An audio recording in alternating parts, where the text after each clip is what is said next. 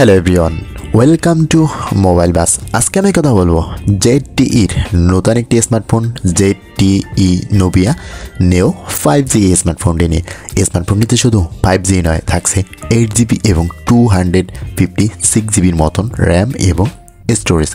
আরও যা কিছু থাকছে স্মার্টফোনটিতে পুরো ভিডিওতে সেটি নিয়ে আলোচনা করব। তাহলে ভিডিওটি শুরু করা যাক। এই স্মার্টফোনটি বাংলাদেশ মার্কেটে খুব রিজনেবল প্রাইসে লঞ্চ হয়েছে, যেটির মূল্য 21,499 টাকা। 21,499 টাকায় 8GB 256GB as a good RAM এবং স্টোরেজ, এবং থাকছে 5Gর মতন সাপোর্টেড।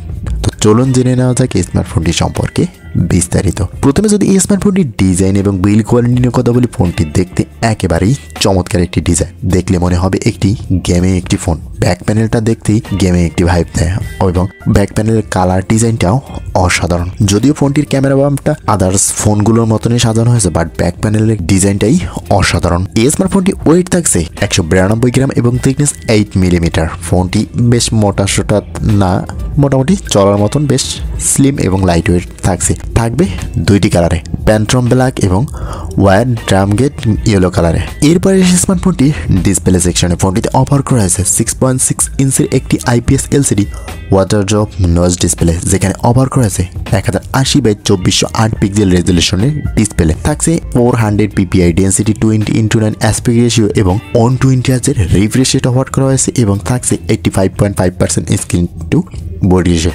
তবে এখানে একটা ঘাটতি অবশ্যই থেকে যাচ্ছে, আর সেটি হচ্ছে IPS LCD এবং ওয়াটার ড্রপ নয়েজ ডিসপ্লে। এইরকম বাজেটে এবং বর্তমান সময়ে এসে ওয়াটার ড্রপ এবং LCD ডিসপ্লে একেবারেই বেমানান। অন্তত অ্যামোলেড এবং ডট নয়েজ ডিসপ্লেটা প্রোভাইড করা উচিত ছিল। আদার্স দিক থেকে মোটামুটি চলনসই। এরপরে স্মার্টফোনটির পারফরমেন্স সেকশনে ফোনটিতে অফার করা আছে ইউনিসাক ট্যাঙ্গুলা T820 এর একটি 6 ন্যানোমিটার চিপসেট, যার CPU হিসেবে থাকছে 2.7 GHz অক্টাকোর এবং GPU হিসেবে থাকছে Mali G57 MP4। আর ফোনটি থাকবে অ্যান্ড্রয়েড 13 ভার্সনে। তো ওভারঅল ফোনটি নিয়ে যদি পারফরমেন্স সেকশন নিয়ে কথা বলি, তাহলে এখানে প্রসেসরের দিক থেকে 5G থাকলেও একেবারে লোয়েস্ট প্রসেসর, তবে এখানে আরও একটু বেটার প্রসেসর প্রোভাইড করলে ভালো হতো। এরপরে স্মার্টফোনটি ক্যামেরা সেকশনে ফোনটিতে অফার করা হয়েছে 50 মেগাপিক্সেল মেইন ক্যামেরার সাথে একটি 2 মেগাপিক্সেলের ডেপথ সেন্সর এবং ফ্রন্ট ফেসিংয়ে থাকছে একটি 8 মেগাপিক্সেলের সেলফি শুটার।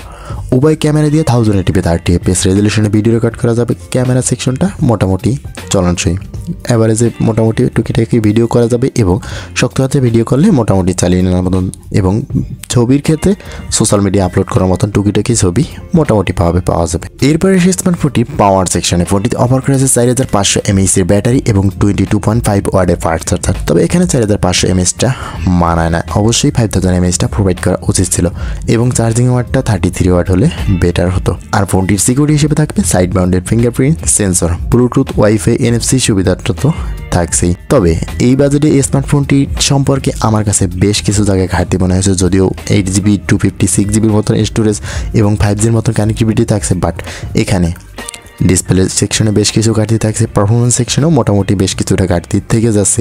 চার্জিং এবং ব্যাটারি সেকশনটাও টুকিটাকি বেশ কিছু ঘাটতি থাকতে। আপনার কাছে কোন কোন জায়গা বেস্ট এবং কোন কোন জায়গায় ঘাটতি মনে হয়েছে অবশ্যই কমেন্ট করে জানাবেন।